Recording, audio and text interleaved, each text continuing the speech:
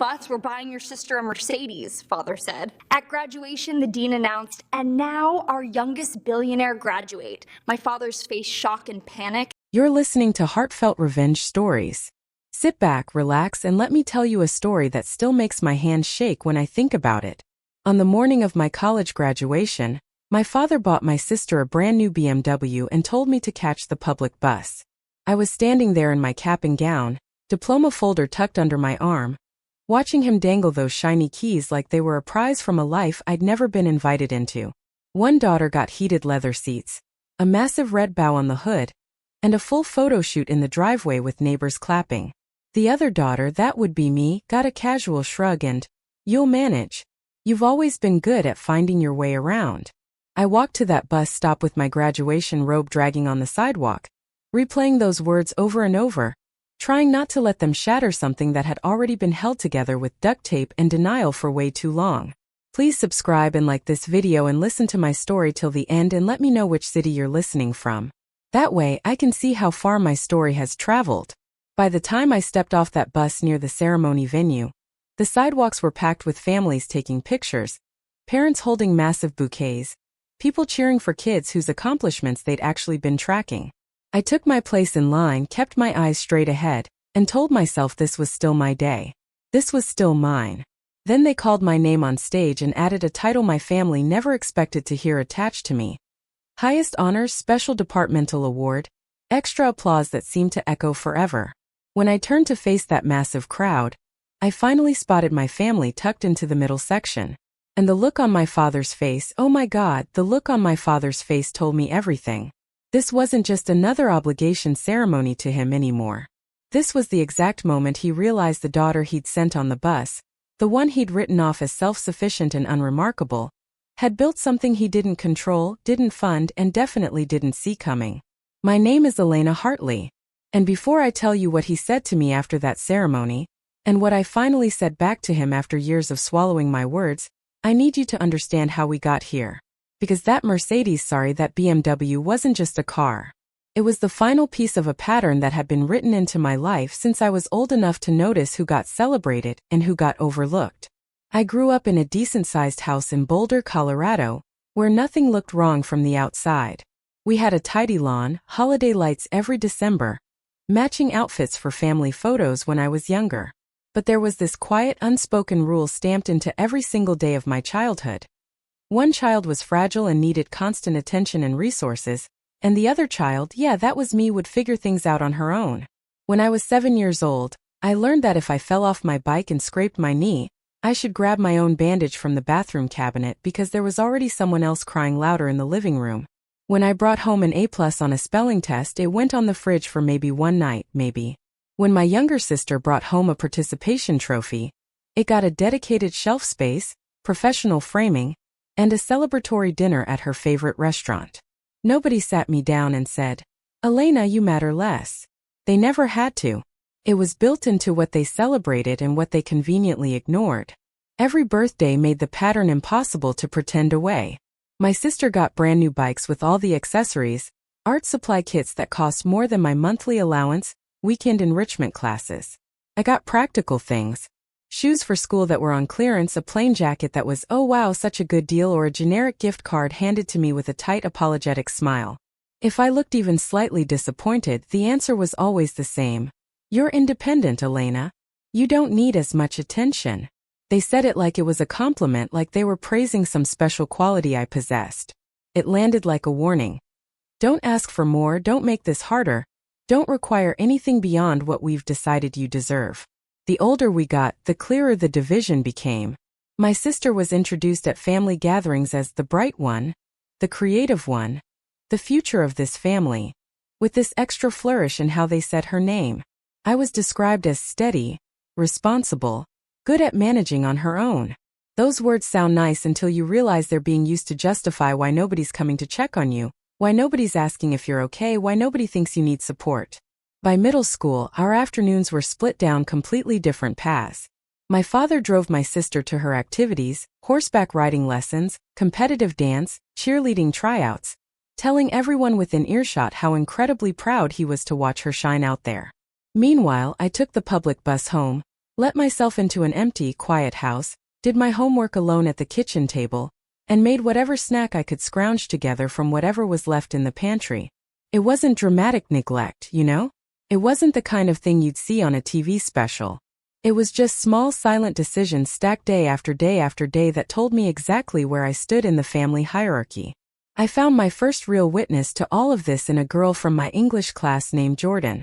We met at the public library, both of us hiding from noisy, complicated houses in different ways. She started noticing things like how my parents never showed up to school award nights unless my sister was performing in some capacity, like how I always had to check my wallet carefully before we agreed to grab food together. One afternoon after my family left an academic awards ceremony early, before my name was even called because they had to get my sister to her dance recital on time, Jordan told me quietly, "You know this isn't normal, right? The way they treat you isn't okay." I shrugged because by then it was literally all I'd ever known. What else was I supposed to do? High school didn't fix anything. It just added bigger numbers to the imbalance I'd been living with.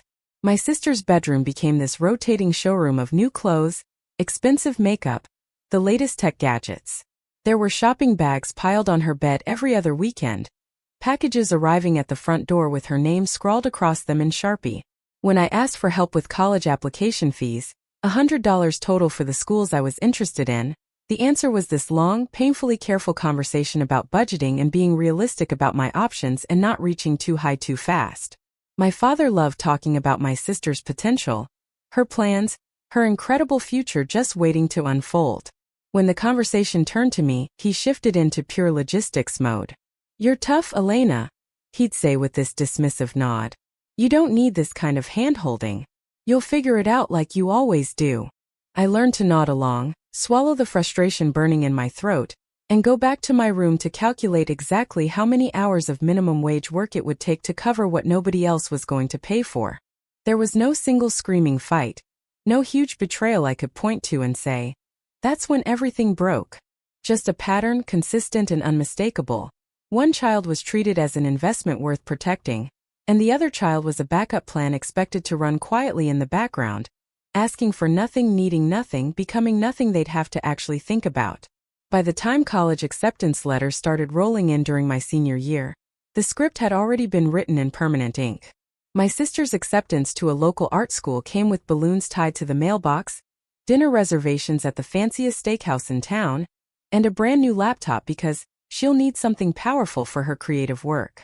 My acceptance to a university 2 hours away, with a partial scholarship I'd earned through essays and interviews they never helped me with, came with a stack of pamphlets about student loan options and a lecture about how I could work part-time to build character and learn financial responsibility. I didn't realize it back then, but they weren't just shaping my schedule or my opportunities. They were training me to accept crumbs and call it a full meal, to be grateful for the bare minimum, to never expect the kind of support they poured into my sister without even thinking twice. What they didn't plan for, what they couldn't have predicted, was what happens when the independent kid takes all that training and uses it to build an entire life completely without them. College for me didn't start with those picture-perfect move-in day photos, tearful hugs in the dorm parking lot, parents helping me arrange furniture and stock my mini fridge. It started with a printed bus schedule I'd memorized, a beat-up second-hand suitcase held together with duct tape, and a scholarship notification email that covered tuition but left literally everything else, housing, books, food, hanging over my head like an unpaid bill nobody wanted to claim responsibility for.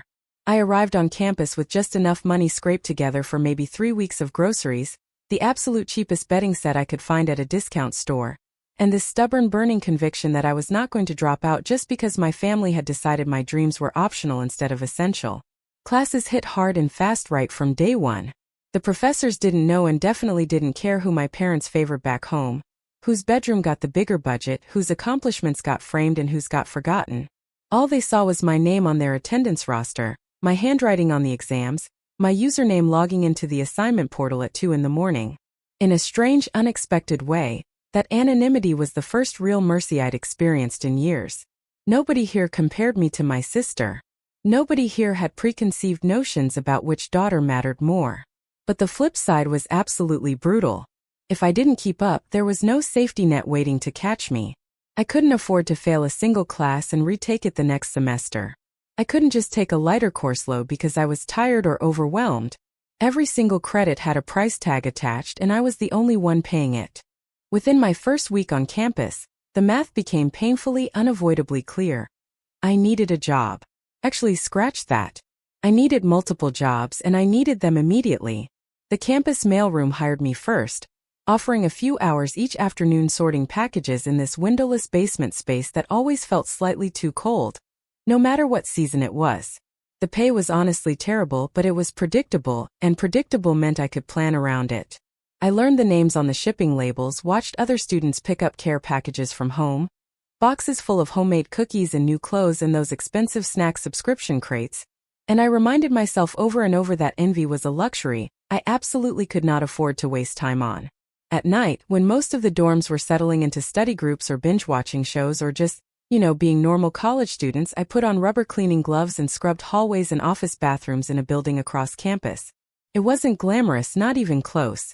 It was harsh fluorescent lights, industrial-strength cleaner that made my eyes water, and the quiet, repetitive sound of my own thoughts telling me on loop. One more paycheck, one more month of rent covered, one more step forward. When even that still wasn't enough to keep up with rent payments, textbook costs, and actually eating more than ramen noodles, I signed up for the campus food delivery service. I bought a beat-up bike from a resale shop for $30, learned the fastest routes through downtown, and started trading my evenings and late nights for order numbers flashing on a screen and tips that sometimes made the difference between making rent or not. That's how I met the man who would accidentally, completely change the trajectory of my entire life. The first night I delivered food to his office, I was already half an hour past the point of total exhaustion. You know that stage where your body just keeps moving purely out of habit because your brain checked out hours ago? I climbed 3 flights of stairs to this small, unassuming office floor in a building I'd never even noticed before. The hallway was almost completely empty, just one single door with light spilling out from underneath it like a beacon. I knocked, shifted the paper bag of food to my other hand, and tried to keep my voice steady when I called out, "Food delivery." The door swung open to reveal this guy, probably in his mid-30s, with tired eyes and a button-down shirt that looked like it had been ironed that morning before a very long day completely swallowed that effort. Behind him, I could see the entire office was covered in whiteboards filled with scribbled notes, arrows connecting ideas, half-finished diagrams that made absolutely no sense to my exhausted brain. He looked genuinely surprised to see me standing there, like he'd completely forgotten he'd even ordered food. "You're working this late?" he asked, pausing while signing the receipt. I almost laughed out loud. "This is actually the early shift," I said before I could stop myself, before I could remember to just smile and stay professional. "I still have homework waiting for me when I get back to my dorm." He paused, his pen hovering above the signature line. "You're a student here?" I nodded, shifting my weight from one aching foot to the other. "How many jobs are you working?" he asked. It wasn't nosy or invasive, it was observant, like he was someone who juggled too many responsibilities himself before and recognized the signs. 3 technically, I admitted. Mailroom during the day, cleaning crew at night, and this delivery thing whenever I can fit it in. Plus full-time classes, obviously. I shrugged like it was no big deal, even though my entire body was screaming that it absolutely was a big deal. I don't really have much of a choice. It's this or drop out, so. Something in his expression shifted right then. Not pity exactly, and not that performative admiration people sometimes offer when they want to feel better about doing nothing. It was recognition. Like he was looking at the invisible weight I'd been carrying around and mentally calculating exactly how heavy it actually was. He handed the receipt back to me along with a tip that made my eyebrows shoot up in surprise. $20 for a $15 order. "What's your major?" he asked, leaning against the doorframe. "Communications," I said. "For now anyway." "For now," he repeated softly, almost like he was making a mental note. "Take care getting home tonight, okay? It's late." I gave him a quick nod and left, chalking the whole interaction up as just another weirdly personal moment on a very long shift. But that brief conversation, those few minutes in a hallway I'd never been to before, stuck with me long after my feet stopped aching that night. It was the first time in such a long time that someone had asked me what I was building toward, not just how I planned to survive until tomorrow. I didn't know it yet, standing there in that fluorescent hallway with grease-stained food bags and a bike waiting downstairs, but I had just met Ryan Mitchell, someone whose name would eventually appear on a contract that changed absolutely everything. At that moment, though, I still genuinely believed my life would be nothing more than this endless cycle. Early morning alarms that felt like punishment, cheap meals assembled from whatever was on sale, exhausted walks home under streetlights while other students laughed and made plans I couldn't afford to participate in. Nobody from my family called to ask how I was managing. No care packages showed up with my name on them, no surprise weekend visits, nothing. I watched their lives unfold through carefully curated social media posts. Nice restaurant dinners with cloth napkins and wine glasses, weekend trips to places I'd never been, my sister posing in new outfits against brick walls and sunsets, radiating that casual ease that comes from knowing there's always a backup plan, always someone ready to catch you if you fall. I kept scrolling. I kept working. I told myself over and over and over, they chose her. That's fine. That's their choice. I'll choose me instead. I didn't realize how true that promise was going to become, how much weight those words would eventually carry. The second time I saw Ryan, he wasn't the mysterious stranger behind an office door anymore. He was sitting at a corner table in the student center, coffee cup half finished, a stack of design mock-ups and marketing materials spread out in front of him like a puzzle he was trying to solve in real time. I had just gotten out of my hardest class, mentally sorting through assignment deadlines and work schedules when I noticed him. But honestly, he noticed me first. "Delivery girl with 3 jobs," he said, tapping the side of his coffee cup with a slight smile. "I was actually hoping I'd run into you again." I hesitated because I genuinely didn't have the energy for small talk, and my backpack was digging into my shoulder, reminding me of the papers I still had to write and the shift I had in 4 hours. "I'm off the clock," I said carefully. "No food orders today." He smiled, a real smile this time. "Good. Sit down for a minute. I promise I'm not trying to sell you anything weird." Against literally every instinct telling me to just keep walking, I sat down. Maybe it was exhaustion. Maybe it was curiosity. Maybe it was just the fact that someone had remembered me at all. He asked my name, and this time it felt like a genuine question, not just a formality to fill out a receipt. Then he asked the kinds of things nobody else had bothered with in months. What did I actually want to do after graduation? What classes genuinely interested me beyond just checking boxes? What part of my current life felt the most unsustainable? I kept my answers surface level at first, that protective instinct we all develop when we've been disappointed too many times. But he had this way of listening that made pretending feel completely pointless. So I told him the truth. I told him I didn't have some grand crystallized plan, just a very long list of things I absolutely was not willing to go back to. I told him I liked the idea of building narratives, helping people understand messages and tell their stories, but I had no idea where that fit in the actual real world beyond graduation. I told him I was tired in a way that sleep didn't fix anymore, tired down to my bones. He didn't flinch, didn't offer empty reassurances. He just nodded like he was mentally filing away every piece of information. "I run a branding and communications firm," he said finally. "Mitchell and Torres. We work with small businesses, nonprofits, people trying to figure out how to articulate who they are in a way the world will actually hear and care about." I raised an eyebrow. "And you're talking to a completely broke student who barely has time to eat real meals. Interesting target demographic." He actually laughed at that. "I'm talking to someone who's working 3 jobs, still showing up to every single class, and can answer direct questions without sugarcoating reality. That's more valuable in my world than you probably realize." Then he said the sentence that nudged my entire life onto a completely different track. "You should apply for our internship program."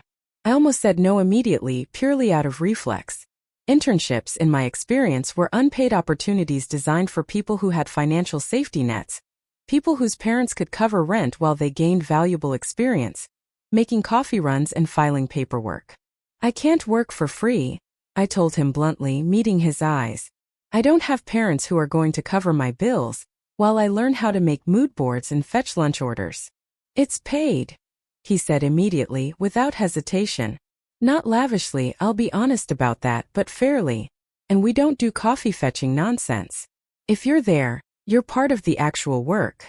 The certainty in his voice made it impossible to dismiss outright. Still, I felt that familiar resistance rising up inside me. built over years and years of being told I was the independent one, the one who didn't need help, the one who should just figure it out alone. Why me? I asked. Why are you offering this to someone you literally met while they were delivering your dinner? He didn't give me some grand inspirational speech. He just shrugged slightly. Because you already know how to carry weight without complaining about it. Because you're clearly not afraid of actual effort. Skills can be taught, Elena. Character can't be. That line, those exact words, stayed with me for days after he slid his business card across the table. I took it, tucked it carefully into my notebook, and spent the entire next week convincing myself not to bother applying. Telling myself it was probably too good to be true, that I'd just embarrass myself. Every single time I opened the application portal on my laptop, I heard my father's voice echoing in the back of my mind. Not saying I'm proud of you or you can do this, but saying don't expect too much, Elena. You're on your own. You've always been on your own. Finally, on a Tuesday night after a particularly brutal cleaning shift where I'd scrubbed the same bathroom 3 times because someone kept leaving messes, I sat down at my tiny desk, opened a blank document and just wrote the truth. I wrote about working multiple jobs simultaneously. I wrote about learning how to communicate quickly and effectively with tired, frustrated people. I wrote about paying attention to details nobody had ever taught me to notice because I'd had to teach myself everything. I didn't dress it up in fancy language. I didn't pretend my life was glamorous or inspirational. I just told them what carrying my own weight had turned me into. 2 weeks later, in between classes, I checked my email and saw the subject line that made my heart literally stop. Mitchell & Torres internship offer. I read it once, then again, then a third time just to make absolutely sure I wasn't hallucinating from chronic sleep deprivation. Paid. Part-time. Flexible scheduling around classes. A real chance to learn actual marketable skills from people who genuinely knew what they were doing. I accepted the offer before my anxious brain had time to talk me out of it, before I could second-guess myself into oblivion. The first day I walked into Mitchell & Torres, I stepped into a space that looked absolutely nothing like my family's world, and everything like the kind of future I'd never let myself actually picture before. There were glass walls everywhere, collaborative whiteboards covered in colorful notes and diagrams, an entire wall dedicated to past campaign posters that told complete stories with just a few carefully chosen words and striking images. Everything felt intentional, creative, alive. Ryan introduced me to his business partner, Sophia Torres, a woman whose sharp eyes seemed to miss absolutely nothing and whose handshake communicated, "I don't have time for excuses or half-efforts," without her having to say a single word out loud. Sophia didn't treat me like some fragile newcomer who needed to be eased in gently. She handed me an actual client brief to read and asked for bullet point observations by the end of the day. No hand-holding, no baby steps, no apologizing for expecting me to rise to the challenge. It was terrifying. It was also the first time in my entire life that being independent, being self-sufficient, actually paid off in a way that mattered. I started learning faster than I'd learned anything before. How to read between the lines of what clients said versus what they actually needed. How to structure a message so people would genuinely care instead of just scrolling past. How to take feedback that absolutely stung and turn it into a better draft instead of proof that I should just quit. At night, I still worked delivery shifts, but fewer now. I wasn't cleaning bathrooms anymore because my time had genuinely become more valuable. And for the first time in my life, someone besides me had decided that was true. While this entire new world opened up in front of me, my old world stayed stubbornly, predictably the same. My family didn't call to ask how I was managing college. If they thought about my life at all, it was mostly in these vague, dismissive terms. She's off at school somewhere doing her thing, right? She's fine. She's always fine. She doesn't need us checking in. But miles away from that house in Boulder, in an office where my name was printed on an actual ID badge and my draft headlines appeared on conference room screens during real client meetings, I was quietly becoming someone they didn't know at all, someone they'd never bothered to imagine could exist.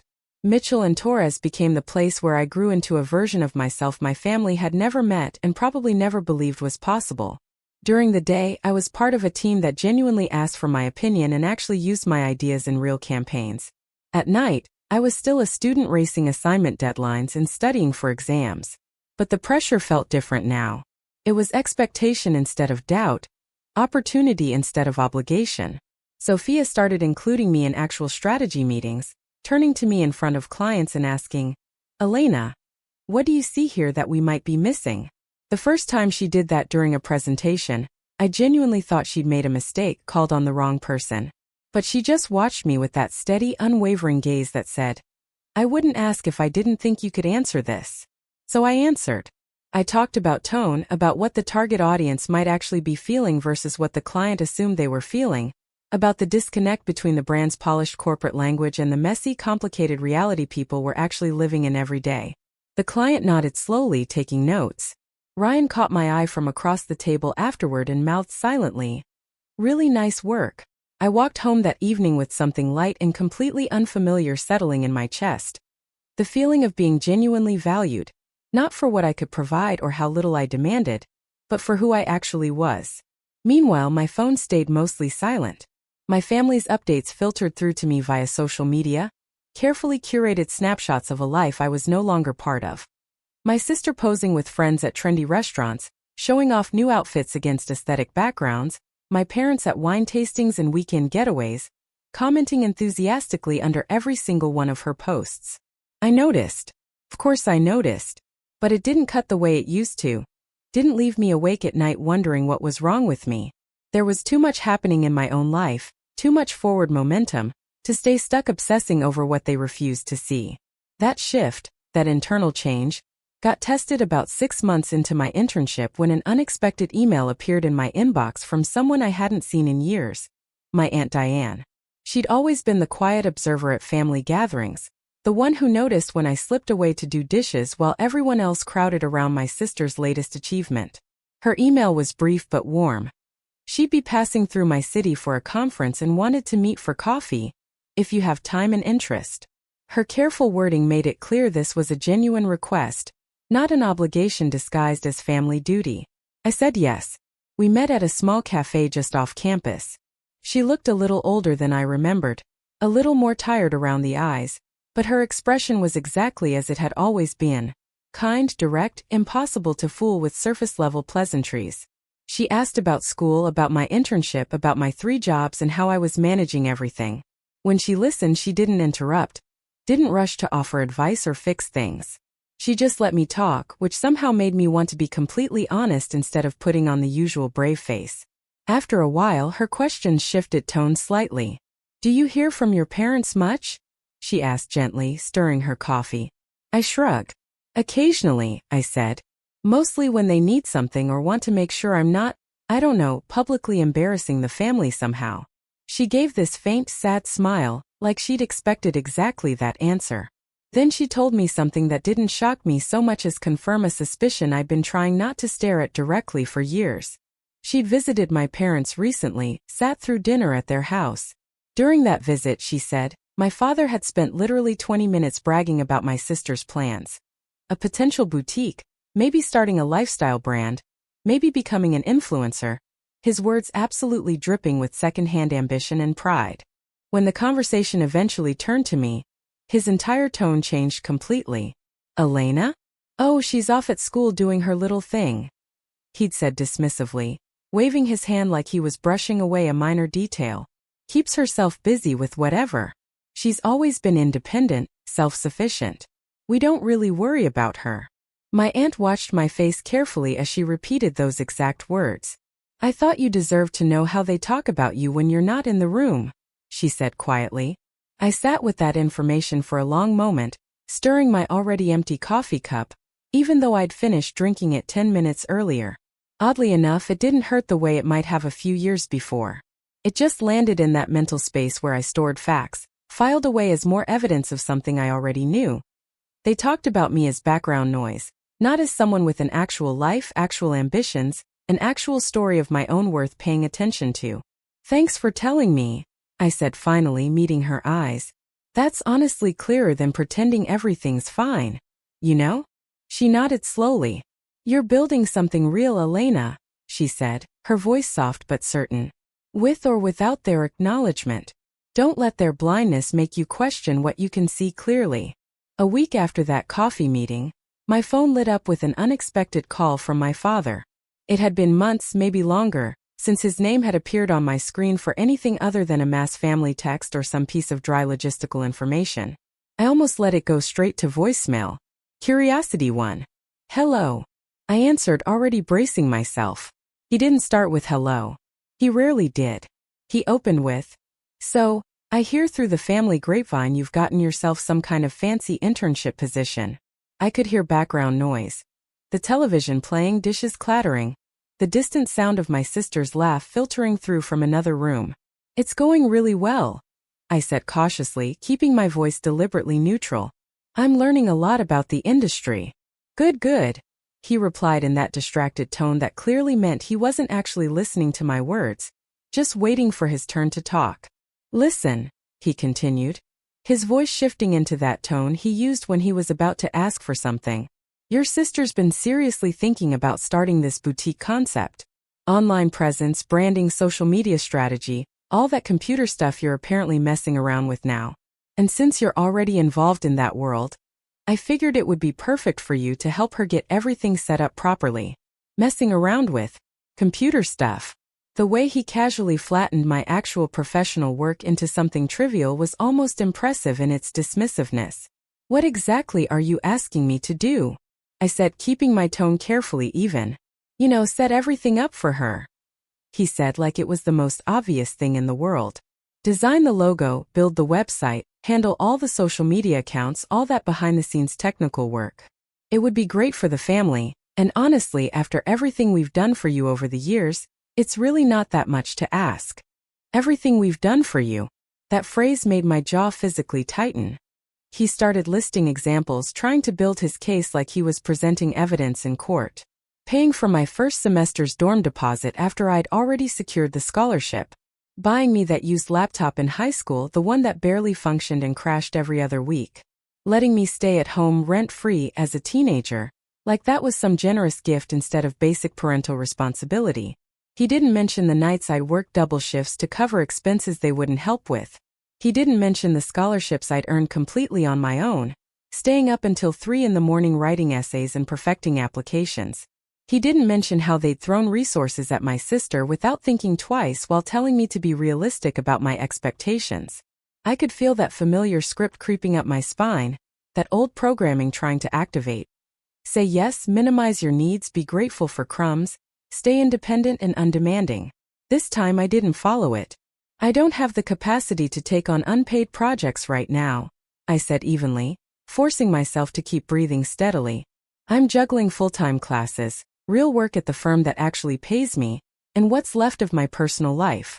I can't just add a whole business launch to that." There was this heavy pause on the line. "It's your sister," he said, his voice sharp now, almost angry. "Family helps family, Elena. Family shows up before they need something," I replied before I could stop myself, before I could swallow the words back down. "I'm not a free extension of your plans for her future."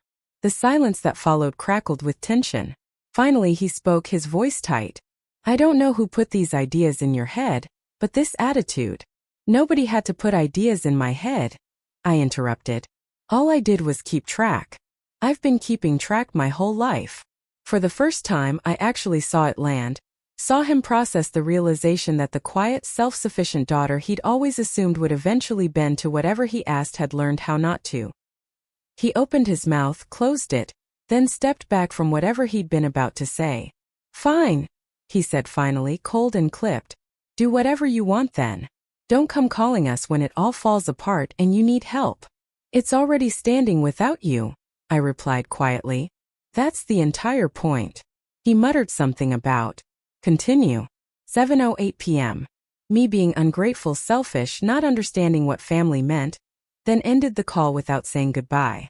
I stared at my phone for a long moment after the screen went dark.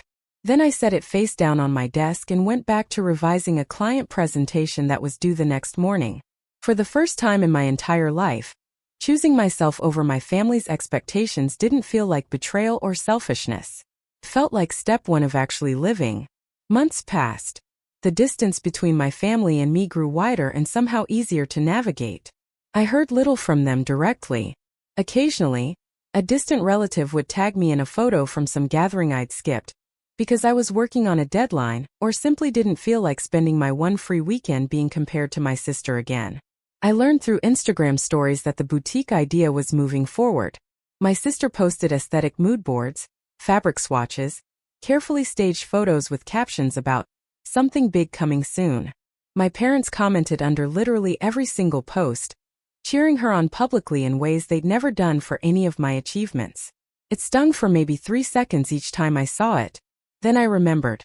The bus, the arena, the offer from Mitchell and Torres, the life I was building brick by brick. I remembered that I wasn't waiting for them to see me anymore. I'd stopped waiting a long time ago. The real collision, the moment everything finally came to a head, happened about 8 months after graduation. I was in the middle of finalizing a major proposal for a non-profit client when the front desk receptionist called my extension. "Elena," she said carefully, like she was trying to figure out how to phrase something delicate. "There are 3 people here in the lobby asking for you. They say they're your family." My hand tightened around my mouse. I hadn't invited them. I definitely hadn't given them this office address. I'd kept my work life carefully separate from them for exactly this reason. "Send them up to the conference area," I said finally, my voice steadier than I felt. "I'll meet them there in 2 minutes." When I walked into the waiting area near the elevators, it felt like watching ghosts step into a world they didn't belong in, didn't understand. My father looked around with this thinly disguised curiosity, taking in the modern open layout, the glass-walled conference rooms, the framed campaign pieces lining the walls. My mother clutched her expensive purse a little too tightly, clearly uncomfortable. My sister's eyes swept over everything with that calculating look she got when she was already planning how to photograph something for Instagram. "So this is where you've been hiding out," my father commented, like I disappeared to some secret location instead of showing up every single day to a job I'd earned through actual work. "Hiding," I repeated calmly. "I work here. There's nothing hidden about it." I led them to a small private conference room and closed the door behind us, already bracing for whatever this was about. "What brings you by?" I asked, even though I already knew it wasn't some spontaneous, heartfelt family visit. My father didn't waste any time with pleasantries. He pulled a folder from his leather messenger bag and spread printed pages across the conference table. Financial projections, logo concepts, mood boards, a rough website layout. "The boutique is ready to go big," he announced, like he was presenting a business plan to investors. "We've done the initial groundwork, but we need a final professional push. Real branding, a proper launch campaign, social media strategy. You've got the skills now, and you're positioned at the perfect firm. This company can handle the entire rollout, and you can supervise everything personally. It'll be good for the firm's portfolio, good for us, good for you. Win-win-win." The entitlement was actually dizzying. He wasn't asking. He wasn't requesting. He was informing me of the role he'd already assigned me in their story without bothering to check if I wanted any part of it. My mother chimed in with her usual soft-spoken diplomacy. "We thought this could be a chance to come together as a family," she said gently, "to heal some of the tension that's built up. We're proud of you in our own way, sweetheart. This could be something we build together." My sister barely spoke, but her expression said everything. She expected me to say yes. In all of their minds, this was the natural order of things. They decide, I execute, everyone pretends it's collaboration instead of exploitation. I looked down at the folder spread across the table, then back up at the 3 of them. "You want my firm to take you on as a client," I said slowly, making sure I understood correctly. "You want my time, my professional expertise, and my reputation here to be tied to a project you've already planned without asking for my input. And you came here assuming I'd be grateful for the opportunity to help." My father bristled immediately. "We're giving you a chance to prove yourself with people you actually know and trust," he said. "You should be thanking us for the opportunity." I thought about my real clients, the ones who paid deposits up front, who listened to timeline recommendations, who respected professional boundaries. Then I thought about that morning months ago, standing at the bus stop in my graduation gown, while they drove away in a luxury car that symbolized exactly how differently they valued their 2 daughters. The contrast was almost funny. "No," I said. The word came out small but absolutely solid. "No," my father repeated like I'd mispronounced something instead of giving a complete answer. "You're seriously refusing to help your own family?" my sister added, finally speaking up. I'm refusing to let you turn my professional work into a favor you never planned to respect or value properly, I replied, keeping my voice even. If you want to pitch this firm as potential clients, you can go through the exact same process as everyone else. You can meet with the partners, you can review and agree to the standard fee structure, you can sign a contract, and you can accept professional feedback without trying to use family guilt as leverage. I held my father's gaze, watching his face redden. But I will not be your built-in guarantee. And I absolutely will not personally handle this account. That's my boundary. My mother looked genuinely shocked, like I just announced I was moving to another planet. Elena, this is extreme, she said, her voice shaking slightly. You're letting pride get in the way of healing our family. No, I said again, more gently this time. I'm letting reality get in the way of pretending. You didn't come here to heal anything or reconnect with me. You came because you finally realized I have access to something you want. There's a difference. My sister rolled her eyes dramatically. Oh my God, you're making this so unnecessarily dramatic, she said. We literally just asked for help. You're acting like we've never done a single thing for you your entire life. I thought about that morning again. The empty seats in the back of the BMW, the bus schedule printed out in my pocket, the award announcement they heard for the first time along with hundreds of strangers because they'd never bothered to ask about my achievements before. You've done exactly what you chose to do, I said quietly. You poured your resources and attention into one daughter, and told the other one she'd figure it out on her own. I did figure it out. I figured it out without you. Now you're here because you want access to what I built out of that neglect and dismissal. That's not family coming together. That's opportunism. The conference room went completely silent except for the hum of the air conditioning. My father's jaw flexed, his face going from red to almost purple. If you walk away from this, he said slowly, deliberately, don't expect us to be there when you eventually come to your senses and realize you made a mistake. I felt this strange, unexpected calm settle over my entire body. The same feeling I'd had walking away from that fountain on graduation day, diploma in hand, finally understanding my worth. I stopped expecting that a really long time ago, I said simply. I gathered all the papers they'd spread across the table, stacked them neatly, and slid them back into the folder. Take this with you, I added. You'll need it when you meet with an actual consultant somewhere else who'll charge you appropriately for their expertise. I stood up, walked to the conference room door and opened it. The conversation was over. What happens in the final confrontation? And what does Elena want you to know if you're living through something similar? The conclusion in part 5 will leave you thinking about your own boundaries. They walked out stiff and offended, more shocked by the loss of control than by anything I'd actually said to them. I watched them move toward the elevator, 3 figures from a life I was no longer willing to shrink myself to fit into, no longer willing to apologize for outgrowing.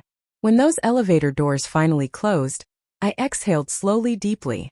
No shaking hands, no second-guessing spiraling through my mind, just this pure, clean relief. Clarity. That was the day I finally understood something both simple and absolutely devastating. Sometimes the people who raised you are the very last ones to notice who you've actually become. They're too busy looking for the version of you that needs them, or worse, the version of you that lets them keep feeling superior, keep feeling in control. I went back to my desk, opened my laptop, and finished the proposal for a client who valued my work enough to pay fairly for it, without guilt or manipulation or family obligation attached. The contrast told me absolutely everything I needed to know about what family meant in practice, not just in pretty words people say at holidays. So if you're watching this right now and recognizing pieces of your own story, the favoritism that was never quite acknowledged out loud, the quiet neglect that everyone pretended wasn't happening, that moment you realized you were only valued for what you could provide instead of who you actually were, please hear me clearly. Walking away from that dynamic is not betrayal. It's self-preservation. It's the beginning of an honest life where you're not constantly performing or minimizing yourself. My father once bought my sister a luxury car, and told me to take the public bus on my own graduation morning. For so long, I believed that said something fundamental about my worth as a person, about whether I deserved good things. Now I see it for exactly what it was. A loud, clear announcement about who they were, not who I was. I can't change them. I can't go back and rewrite all those years where I accepted less because I genuinely didn't know any better, didn't know I was allowed to expect more. But I can choose every single day to build a life where my value isn't measured by how much exploitation and dismissal I'm willing to tolerate in the name of keeping peace. Tell me in the comments where you're watching from, and if you've dealt with something similar in your own family. Share your story if you feel comfortable. You're not alone in this. Subscribe for more stories about standing your ground, setting boundaries, and reclaiming your life from people who never valued it properly. And if this story reaches you on a day when you're standing at your own metaphorical bus stop, wondering if you're asking for too much, wondering if you should just accept the crumbs and be grateful, I hope you remember this. Sometimes the bravest, most powerful thing you can do is stop begging for a seat in a car that was never meant to carry you in the first place. Sometimes you have to start walking toward a future you're building with your own two hands, your own determination, your own refusal to settle. It's been 2 years since that confrontation in the conference room. 2 years since I set that boundary and refused to bend it no matter how much pressure they applied. My family occasionally reaches out now, but it's different. Careful. They've realized I'm not the same person they could manipulate with guilt. My sister's boutique launched, though I have no idea if it's successful because I stopped checking her social media obsessively. It doesn't matter to my story anymore. Mitchell and Torres promoted me to a full strategist role last spring. I have my own office now, small but mine, with my name on actual business cards and my ideas shaping campaigns that reach thousands of people. Ryan and Sophia took a chance on someone who showed up exhausted from a food delivery shift. Someone who was juggling too much and surviving on determination alone. They saw potential where my own family saw inconvenience. I still think about that bus ride sometimes. The weight of my graduation gown dragging on the sidewalk. The sick feeling in my stomach as I watched that shiny BMW pull away without me. But I don't think about it with shame anymore. I think about it as the clearest possible picture of what I was walking away from and what I was walking toward, even if I didn't fully understand it yet. That bus ride taught me I could get where I needed to go without them. And once I learned that lesson, truly internalized it, everything changed. My Aunt Diane was right that day in the coffee shop. I was building something real, with or without their acknowledgement. And the beautiful, terrifying truth is that without turned out to be exactly what I needed. To everyone watching who's still caught in that painful middle space, still hoping your family will finally see you, still trying to earn love that should have been freely given, I see you. Your story matters. Your accomplishments matter even if nobody's cheering for them the way they should be. You don't need their permission to value yourself. You don't need their approval to build something meaningful. You don't need their presence to create a life that feels full and purposeful. What you need is the courage to stop waiting for them to change and start building anyway. Some families grow together. Some families grow apart. And sometimes growing apart is the healthiest thing that could possibly happen. Even when it hurts, even when it's lonely, even when you wish things could be different. I chose myself. I chose my future. I chose to stop accepting less than I deserve just because accepting less was easier than demanding more. And if my story, this messy, painful, ultimately hopeful story, gives even one person permission to make that same choice, then standing at that bus stop in my graduation gown, then walking into that conference room and saying no to people who expected me to say yes, all of it was worth it. Subscribe to Heartfelt Revenge Stories for more stories about finding your voice, setting boundaries that actually protect you, and building a life that doesn't require you to shrink yourself to fit into someone else's narrow expectations. You deserve a seat at the table. And if they won't make room for you, build your own table. I promise you it's stronger than you think.